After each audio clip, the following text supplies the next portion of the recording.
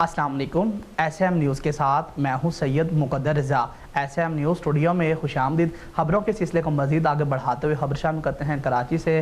کراچی میں leader Pakistan Peoples party کے رہنما رکن قومی اسمبلی سردار جام عبدالکریم بچار جوگیو، رکن صوبائی اسمبلی یوسف مرتضیٰ بلوچ کی کوششوں اور کاوشوں سے کراچی نیبرہڈ امپروومنٹ پروگرام، جو کہ ورلڈ بینک کی طرف سے کراچی کی بہتری کے لیے فنڈنگ دی گئی تھی، کہ جس میں Soomar کنڈانی Tom Memon good pump تک کا روڈ اور سیوریج کا کام منظور کیا گیا۔ اسی حوالے سے مزید بتا رہے ہیں ہمارے نمائندے دانش بنگش۔ جی دانش، آگاہ کیجیے گا۔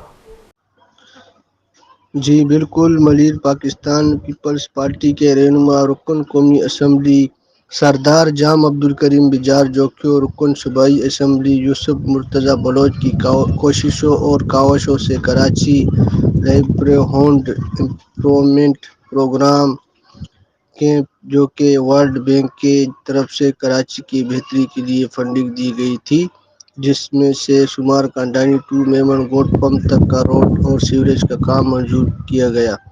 میمن گوڈ پیٹرول پمپ تک روڈ کا کام آخری مرحلے میں ہے اور باقی سیوریج کا کام بھی شروع کر دیا گیا ہے۔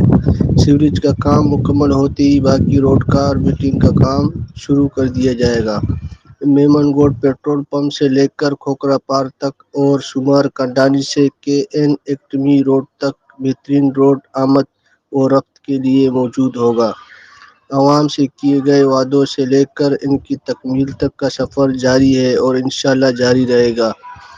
مقامی سطح پر کام کی نگرانی ساجد سلیم خاسقری، عرفان احمد جوگیو، فاروق خاسقری، منظور خاسقری اور دیگر معززین کر رہے ہیں۔